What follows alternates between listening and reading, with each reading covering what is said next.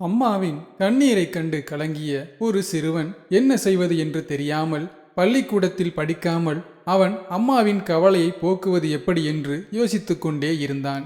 அவனுடைய 13 வயதில் சந்தோஷமான விளையாட்டு நாட்களை ஒதுக்கி தள்ளிவிட்டு அம்மாவுக்கு ஏதாவது வருமானம் பார்த்து தர வேண்டும் என்று நினைத்தான். அவன் அருகில் இருக்கும் தெருவில் ஒவ்வொரு கடையாகச் சென்று வேலை தேடினான். அவன் சிறுவனாக இருப்பதால் யாரும் அவனுக்கு பகுதி நேர வேலையை தர முன்வரவில்லை. அதனால் அம்மாவிற்கு தெரியாமல் பழைய அட்டை, இரும்பு, பிளாஸ்டிக் போன்றவற்றை சேகரித்து பழைய இரும்பு கடையில் போட்டு அதில் கிடைக்கும் பணத்தை சேர்த்து வைத்தான்.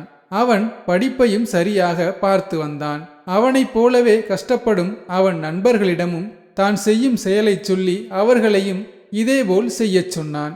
ஆனால் அவனுடைய நண்பர்கள் அதை செய்யாமல் அவனை கிண்டல் செய்தனர்.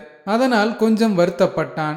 ஆனாலும் நான் யார்கிட்டையும் திருடல, பொய் சொல்லல, பணம் வாங்கி ஏமாத்தல, அப்புறம் ஏண்டா என்ன அசிங்கப்படுத்துறீங்க என்று மீண்டும் வருத்தப்பட்டு முகம் வாடியபடியே வீட்டுக்கு சென்றான்.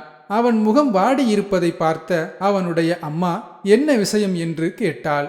அதற்கு அவன் உண்மையை சொல்லாமல் ஒன்றும் இல்லை என்று மறைத்தான். பிறகு அவனுடைய அம்மா வற்புறுத்தி கேட்ட பிறகு உண்மையை சொன்னான். அதை கேட்டதும் அதிர்ந்து போனாள். அவன் சொல்வதை கேட்டு திட்டினாள். அவன் இன்னும் வருத்தப்பட்டான். நீ படிக்கிற வேலையை மட்டும் பாருடா என அம்மா சொல்லி பார்த்தாள். அதை மௌனமாக கேட்டுக்கொண்டிருந்தவன், அம்மா, அப்போ நீயும் நான் பார்க்குற வேலையை தப்புன்னு சொல்றியா என அழுது விட்டான். அவன் அழுததும் தன் மகனை சமாதானம் செய்து, சரி, உனக்கு நீ செய்யற வேலை சரின்னு தோணுச்சுன்னா பண்ணு என்று சொன்னதும் தன் அம்மாவை பார்த்து சிரித்தான். அப்படி வேலை செஞ்சு நீ எவ்வளவு பணம் சேர்த்து வச்சிருக்க என்று சாதாரணமாக கேட்டாள் அவனுடைய அம்மா. 3 வருடம் அவன் இந்த வேலையை செய்து ஓரளவிற்கு ஒரு பெரிய தொகையை சேர்த்து வைத்திருந்தான். அதை தன் அம்மாவிடமும் காண்பித்து, இதுதான் நான் சம்பாதித்தது என்று கொடுத்தான். மகன் கொடுத்த பணத்தை வைத்து பழைய பொருட்களை வாங்கும் இரும்பு கடையை ஆரம்பித்தாள். அவளும் அந்த தொழிலில் முழு மூச்சாக இறங்கினாள். மற்ற கடைகளை விட அவள் கொஞ்சம் கணிசமான பணம் சேர்த்து தருவதால் பழைய பொருட்களை விற்பவர்கள் அனைவரும் அவளின் கடைக்கு நிரந்தரமான வாடிக்கையாளர்கள் ஆனதும் அவர்களின் வருமானம் பெருகியது.